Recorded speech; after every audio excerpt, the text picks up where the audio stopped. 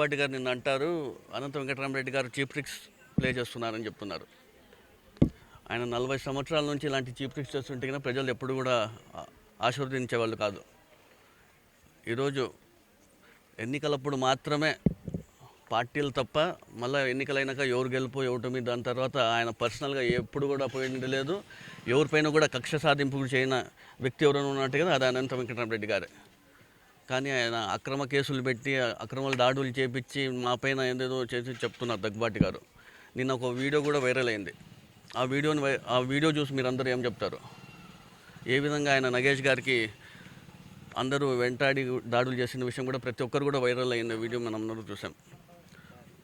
ఊరికే అదేవిధంగా ఏదంటే అది మాట్లాడితే మేమందరూ కూడా చూస్తూ ఊరికే ఉండే పరిస్థితే ఉండదు. మీరు అనంతపురానికి కొత్తగా వచ్చి అనంత వెంకటరామరెడ్డి గారి గురించి ఫస్ట్ కనుక్కోండి. ఆయన ఎలాంటి మనిషి, ఆయన ఎలాంటి వాడని ఫస్ట్ కనుక్కున్న తర్వాత మీరు అందరూ కూడా మాట్లాడితే బాగుంటుందని మీరు తెలుస్తుంది. మొన్న కూడా నేను చెప్పాను, మీ అనంతయ్య మీ చిన్నాన్న గారికి అడగండి, మీ పార్టీ నాయకులు కనుక్కోండి, మీ పార్టీ కార్యకర్తలను అడిగి తెలుసుకోండి ఫస్ట్ అనంత వెంకటరామరెడ్డి గారు ఎలాంటి మనిషిని. ఊరికే నోటికి వచ్చినట్లు మాట్లాడితే కూడా మేమంతా కూడా చూస్తూ ఊరుకోవడానికి ఇక్కడ ఊరికలేము. అదేవిధంగా మీరు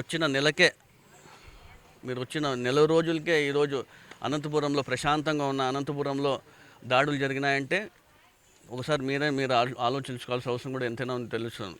గత 5 years పాలనలో, గత 5 సంవత్సరాలుగా అనంత వెంకటరామరెడ్డి గారు కొనసాగించిన ఈ పాలనలో ఎక్కడ కూడా ఒక చిన్న సంఘటన జరగలేదంటే కూడా ఈరోజు మా ప్రభుత్వం కానివ్వండి, మా గౌరవ ముఖ్యమంత్రి వైఎస్ జగన్మోహన్ రెడ్డి గారు, మన గౌరవ శాసనసభ అనంత వెంకటరామరెడ్డి గారు ఏ విధంగా పరిపాలన అందించినారో మీరు అందరూ కూడా ఒకసారి గమనించాలి.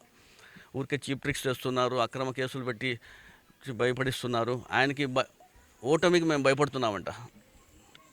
దగ్గుబాటి గారు అంటున్నారు వెంకటరామరెడ్డి గారు మేము ఓడిపోతామని ఆయన చూసి మేము భయపడుతున్నామంట. ఎవరు భయపడతారు? జూన్ 4వ తారీఖు మేము చూద్దాం. మీరు భయపడతారో మేము భయపడతాము. మీ చీప్ ట్రిక్స్ కానివ్వండి, మీ చెంచాల నుంచి మాట్లాడిస్తున్నారు.